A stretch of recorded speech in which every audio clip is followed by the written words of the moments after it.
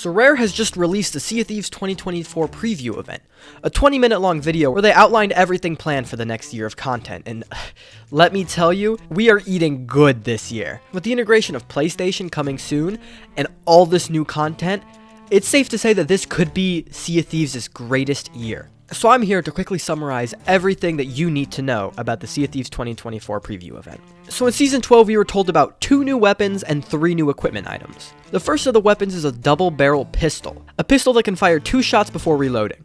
You can charge the pistol to fire both shots at the same time for a higher damage. We're not sure how much damage it can do compared to the other weapons. However, it seems to do enough damage to where if you hit both shots, the only thing left in a person's health is 1 sword swipe. I don't necessarily know the math attached to that. That's what I was able to interpret from this. The second weapon are throwing knives. These come with a light attack, which does low damage but a quick rate of fire. This attack can be blocked by a sword. The throwing knives also have a heavy attack that has more of a chop animation and does more damage. This attack also needs to be charged up and has a slight delay before using it. There might be some sort of backstab multiplier attached to this, which I think would be incredibly interesting to see and may integrate some trick stab mechanics like from TF2. However, the main appeal of these are the fact that they can be thrown, hence the name. After putting in an input we're not quite sure what it is yet, these can switch to throwing modes where they deal high damage if hit. These will stick to walls in the environment around you and can be picked up after using them. This means that throwing knives will be some sort of ammo type. How we get that is not revealed yet, whether it just be from the ammo box or some other thing. It is important to note, however, that these can be picked up after thrown by anybody. So if you throw your knife at someone and they miss, they can pick it up and throw it back at you. How that works with having 2 other weapons equipped, I'm not sure, but that leads me to believe that the throwing knives may not be classified as a weapon.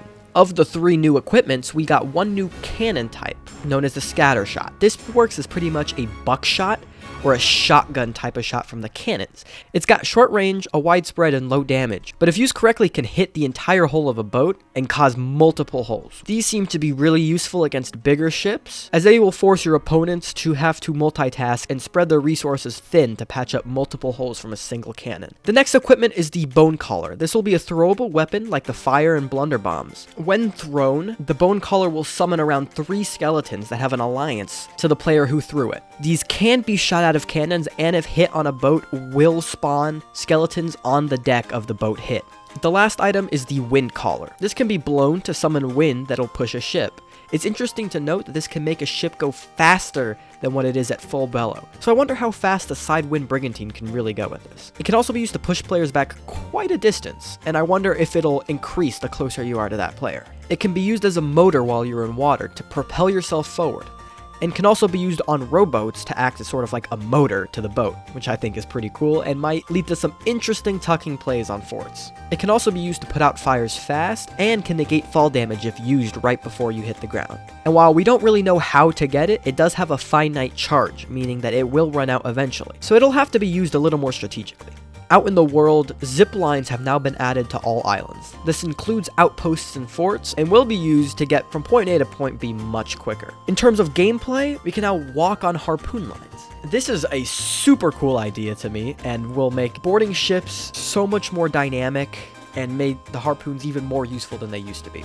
You do have to note that these harpoons function differently depending on the angle they are, where if angled down enough, you'll end up sliding down quickly, and if it's too high up, you won't be able to climb up it at all. Rare has also sent a team to focus on hit reg. Yeah, right. They did mention that they are employing a team whose sole purpose is to focus on quality of life in the game, which I think is a great business decision that will keep the game feeling healthy and alive. The last thing with Season 12 is the Easy Anti-Cheat integration.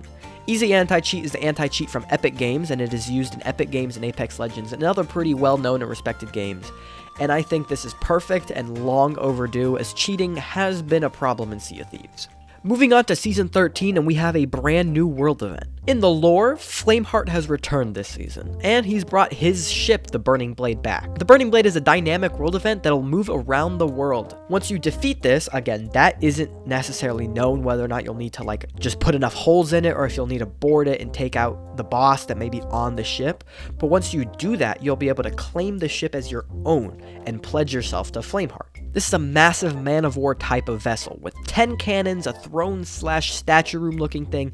It's bigger than the galleon, it's got a balcony, and on top of that, there's a flamethrower at the front that's controlled by a lever that'll launch fire bombs directly in front of the ship. This is the first time we've seen any front-facing weapons on a ship, and it is incredibly interesting to see how this plays because you are not going to be able to run from this thing. Now, I know you're thinking, wow, big ship, it's going to be impossible to crew, but no, this ship comes with a skeleton crew to help. Not much is known on how they'll function, but they can help with repairs. That's all we know about them so far. Once you've claimed the ship, everyone around you will know you have the ship, and you'll become your own player-centered world event, and you'll have to defend it from everyone else. While on the ship, you have new quests to do involving the new island, skeleton camps. These camps will be all over the Sea of Thieves, and they function as entrances to ancient temples that act as a new vault/dungeon type for the Flameheart ship. In these vaults, you'll complete puzzles and parkour and such to get an Orb of Secrets. This Orb of Secrets can then be taken back to your ship that'll add tribunes to the ship, which is essentially its value. It is unknown whether or not everyone else will see this value, or if there'll be a marker to them on how much your ship is worth, but the more Orbs of Secrets you have, the more money your ship is when you cash it in. I guess at the Reaper's hideout, you'll be able to cash your ship in for the money, and that's how you profit from this world event. These skeleton camps can be visited by anyone, but they act as more of a combat fort for everyone else without the ship, and I feel like they'll function similar to the Spanish forts in terms of you go in, you fight, you get some loot, you leave. Moving into Season 14, this is far in the future. All of this is work in progress, developmental, hypothetical, but Season 14 was referenced as Pirates of Mischief. They stated that they wanted to be more stealth-focused and referenced crouching, parkour, ledge holding, hiding in boxes like in Metal Gear, and just overall stealth and being able to trick your opponents. And on theme for tricking your opponents, they referenced a blow dart type of weapon. Now, these weapons will have different darts, and each dart has a different effect. And these darts will have effects on players and items. They mentioned these darts will have sound cues that'll trick your opposing pirates into thinking that their anchor's been dropped, or that there's someone on the ladder waiting to get on. It's also safe to assume that these darts will cause cursed cannonballs effects onto pirates, such as grog ball, poison, sleep.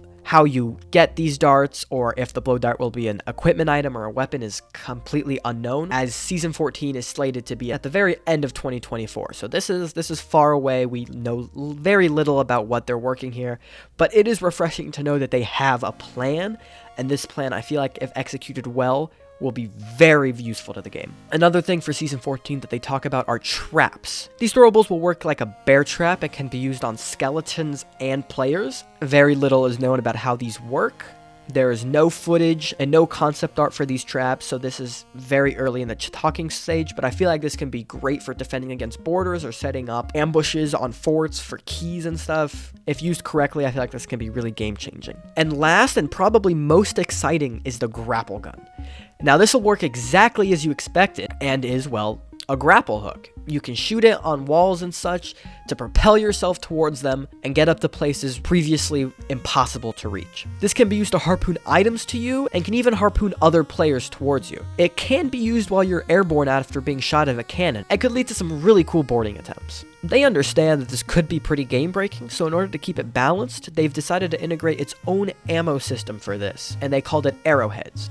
So it'll have a limited amount of uses, and you'll have to think really hard about how you want to use this and where you want to use this. Now, they did say everything shown is a work in progress. It's all developmental footage that you're seeing on screen, and it's all subject to change, to tweaks, to balances. But all in all, this is the most excited I've been for updates in a very long time for Sea of Thieves. Sea of Thieves has been on a downward slope for a while now, and they needed to do something, and they needed to do it quick, and I think this is it. This is what they needed to do.